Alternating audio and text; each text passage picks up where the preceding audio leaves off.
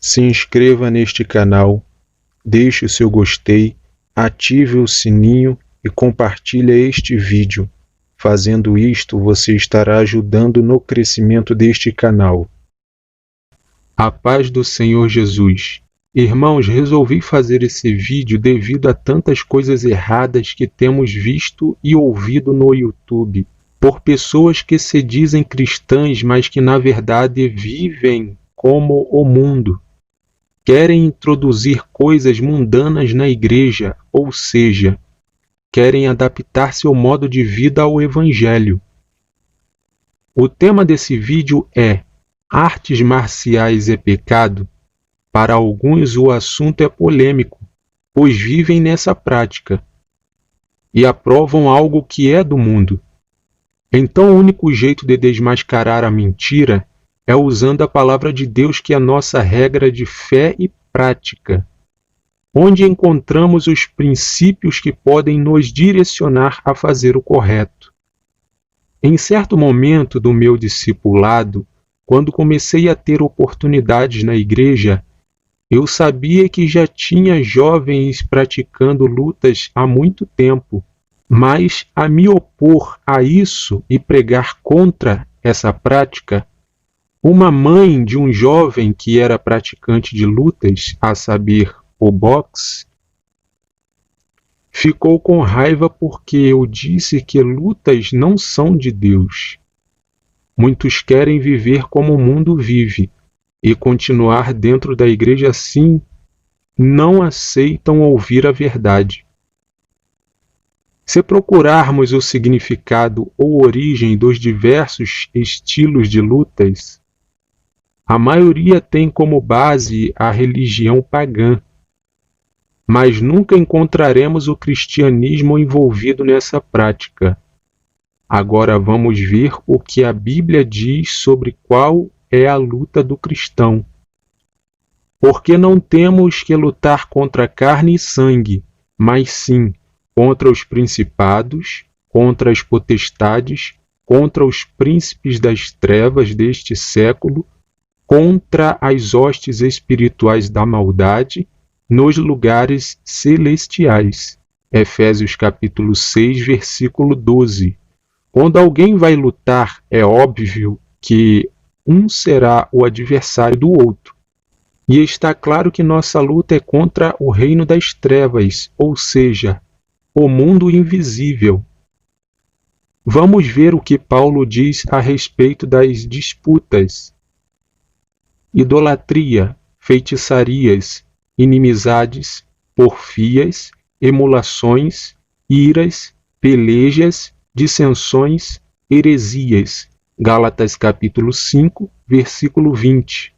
Porfia é uma das obras da carne, e um de seus significados é disputa. Logo que o cristão se envolve com as artes marciais, ele passa a disputar algo. Essa é sua motivação. Ele agora tem como objetivo ser o melhor da escola de lutadores. E vê seus colegas como adversário, querendo ser o destaque na turma. Veja o que diz Paulo à igreja de Filipo.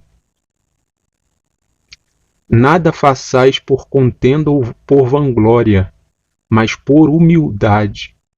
Cada um considere os outros superiores a si mesmo.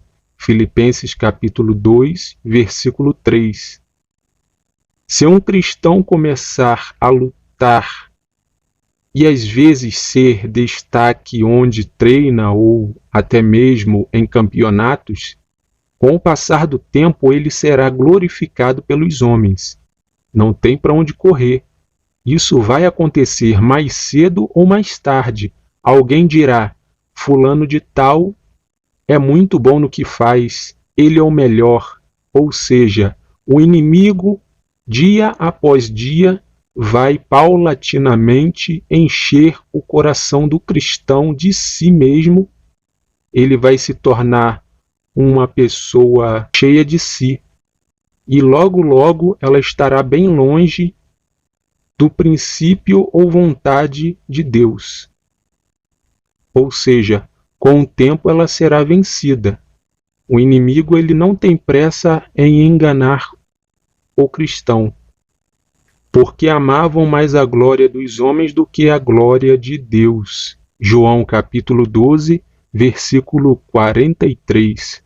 O cristão deve fazer tudo para a glória de Deus. Logo vemos a incompatibilidade do salvo com essa prática mundana. Se esse lutador que se diz cristão é idolatrado por alguém e tem até torcida organizada, já está em pecado, pois se tornou objeto de idolatria dos homens.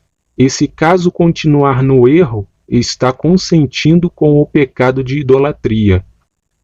Veja o que Paulo disse aos romanos, os quais, conhecendo a justiça de Deus, que são dignos de morte, os que tais coisas praticam, não somente as fazem, mas também consentem aos que as fazem. Romanos capítulo 1, versículo 32. As artes marciais são uma dentre tantas invenções dos homens que não têm comunhão com Deus. São homens corrompidos que vivem em pecado.